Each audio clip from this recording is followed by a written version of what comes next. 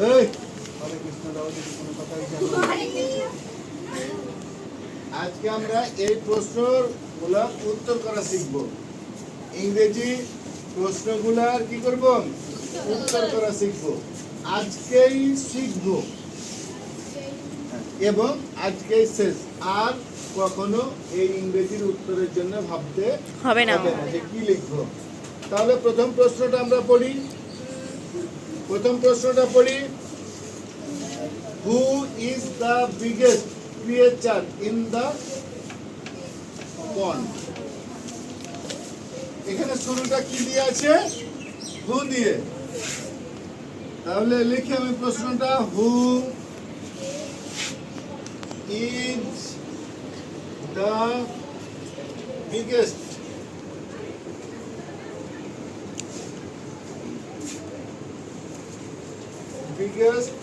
creature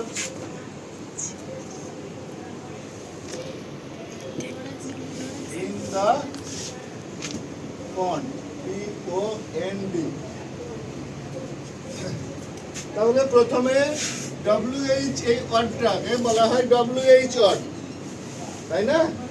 এখানে WH আছে না, এই ওয়ার্ডটাকে বলা হয় WH ওয়ার্ড।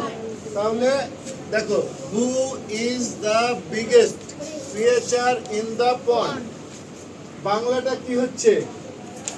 কে পুকুরে বড় মনে করে, বা বড় পুকুরে কে বড়। তাহলে এখন দেখো, হু এর বাংলা কি?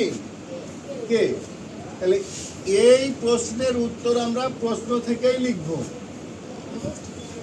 প্রশ্ন উত্তর আমরা প্রশ্ন থেকেই লিখব, প্রশ্ন দেখে দেখেই লিখব। শুধু উত্তর হু মানে কি? কে। শুধু একজনের নাম একটা লিখব, একজনের একটা নাম লিখব। এই কথা কি ছিল তো? তাহলে হু মানে কে। তাহলে হু উঠিয়ে দিয়ে শুধু একজনের নাম লিখবো। সে মানুষের নাম হতে পারে, ব্যক্তির নাম হতে পারে, বস্তুর নাম হতে পারে, যে কোনো একটা জিনিসের নাম বসাতে হবে। অর্থাৎ এই প্রশ্নের উত্তরটাই হবে একটা নাউন দিলেই হয়ে গেল, শুধুমাত্র একটা নাম দিলেই হয়ে গেল। আর বাকি সব কিছু আমি এখান থেকেই দেখে দেখে বসাবো। তাহলে দেখে দেখে কোনখান থেকে বসাবো আমরা? অ্যান্সার লেখার সময় অ্যান্স লিখি। এই যে WH ওয়ার্ডটা আছে, এই WH ওয়ার্ডের পরে একটা কি থাকবে? সাহায্যকারী ভার্ব বা অক্সিলারি থাকবে, সেটা হচ্ছে ইজ। সাহায্যকারী ভার্ব বা অক্সিলারি কি আছে? ইজ আছে। তাহলে এই দুইটা আমরা এখান থেকে ছেড়ে দেব। প্রথমে WH ওয়ার্ডটা এবং কোনটা? অক্সিলারিটা, সাহায্যকারী ভার্বটা আমরা এখান থেকে ছেড়ে দেব। তারপর থেকে হুবহুব যা আছে হুবহুব তুলে দেব। তাহলে আমরা তুলি, দ্য বিগেস্ট ক্রিয়েচার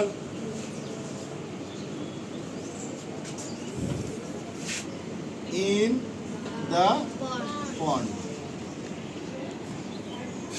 এবার হু। তাহলে কে এখানে প্রশ্নের উত্তর দাও। কে? ফ্রগ না ওয়াক্স? কে হয়েছিল? ফ্রগ। তাহলে এখানে লিখে দেব ফ্রগ, FROG। এটার পরে কি আছে? ইজ। এই ইজটা এবার এখানে বসাবো। তাহলে অ্যান্সার হলো, তাহলে অ্যান্সার হয়ে গেল। শুধু হু উঠিয়ে দিয়ে কি একটা নাম বসাইলাম, একটা নাম। এটা ব্যঙ্গের নাম না, তাহলে একটা শুধু নাম বসাইলাম। তাহলে এখন থেকে আমরা এই হু দিয়ে যদি প্রশ্ন করা থাকে এর উত্তর করতে পারবো, কারণ প্যাসেজে বা অপশনে যে নামগুলো আছে সেই নামগুলাই চাইবে। যদি কোনো কারণে নাম না থাকে, প্যাসেজে বা উত্তরের নাম না চাই, কারণ এরকম প্রশ্ন হতে পারে না, who is the mister Enamul Haque, তাহলে এবার তার নাম দিয়েই দিয়েছে, তাই না? Who is the mister Rahim, তাহলে নাম কিন্তু এবার দিয়ে দিয়েছে, তাহলে তোমার কাছে এবার নাম চাচ্ছে কি না? তাহলে প্রশ্ন করা হয়েছে মিস্টার রহিম কে, তাহলে কি বলবা যে করিমের বাপ? হ্যাঁ, না, তাহলে মিস্টার রহিম কি বলতে হবে যে করিমের আব্বা? না, তাহলে করিমের আব্বা বসালেও আমরা একটা নাম পাচ্ছি, কিন্তু এই সকল প্রশ্নের উত্তরে চেষ্টা করব তার পেশা বসানো, অকুপেশন বসানো, যে মিস্টার রহিম একজন ডক্টর, মিস্টার রহিম একজন কি ইঞ্জিনিয়ার, এই যে তার পেশাটা বসাইতে হবে। যদি হু দ্বারা প্রশ্নের উত্তরে একজন মানুষের নাম থাকে তাহলে আর মানুষের নাম বসানোর দরকার নাই, সেক্ষেত্রে কি তার পেশা বসাবো, সেক্ষেত্রে তার পেশা বসাবো। তাহলে এই হু যুক্ত প্রশ্নে আর কখনো উত্তর করতে অসুবিধা হবে তোমাদের না, এটা যাতে মাথায় থাকে যে হু দ্বারা প্রশ্নের উত্তর যেটাই হোক আমি লিখব, একজনের নাম বসাবো বা একটা বস্তু বা যে কোনো জিনিসের নাম চাইবে, হু দিয়ে প্রশ্ন মানে একজনের নাম চাইবে, একটা কিছুর নাম চাইবে। আর যদি হু দ্বারা প্রশ্নে আবার মানুষের নাম দেওয়া থাকে তাহলে সেক্ষেত্রে কি তার পেশা বসাবো, তার অকুপেশন বসাবো। অকুপেশন মানে কি পেশা, সেক্ষেত্রে তার পেশা বসাবো। তাহলে এটা হলো নাকি? তাহলে আমরা প্রত্যেকটা প্রশ্ন থেকে দেখে দেখে লিখতে পারবো, শুধু একটা শব্দ বা দুটো শব্দ চারটা শব্দ আলাদা করতে হবে। বললাম হোম মানে কাকে, তাহলে হোম যুক্ত প্রশ্নবোধক বা প্রশ্নে কিভাবে উত্তর করতে হয়, হোম মানে কি কাকে, তাহলে এখানেও হু এর মতো একটা নাম বসাইতে হবে, এখানেও হু এর মতো একটা নাম বসাইতে হবে। তাহলে এই প্রশ্নের উত্তরটা আমি আবার লিখছি, কিন্তু উত্তর করবে তোমরা। Whom do you think, THINK, think is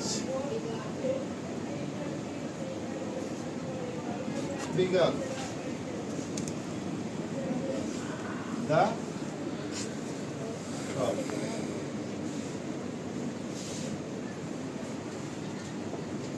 or the house। তাহলে এই হোম যুক্ত বাক্যের উত্তর করতে হয় কেমন করে দেখো। হোম মানে কি কাকে, তাহলে তুমি এখানে কাকে বড় মনে করো, তুমি কাকে বড় মনে করো, তাহলে উত্তর কি অক্স। তাহলে প্রশ্ন দেখো, এখানে প্রথম দুটো ছেড়ে দিলাম WH কোশ্চেন, আর পরের অক্সিলারি আমরা ছেড়ে দেব। এবার দেখো এটা থেকে শুরু করব।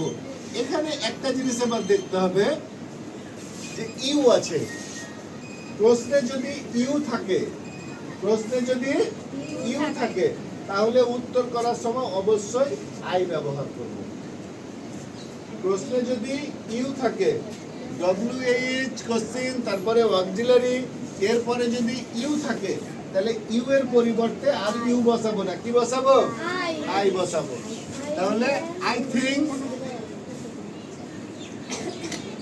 ITHINK, I think. এখানে যদি ডু বা ডাজ, ডু বা ডাজ এটা ছাড়া অন্য কিছু থাকে তাহলে সেটাই আবার এখানে বসাবো, আয়ের পরেই বসিয়ে দিব। এখানে যদি এম থাকতো তাহলে আই, তারপরে এইটা, তারপরে থিঙ্ক।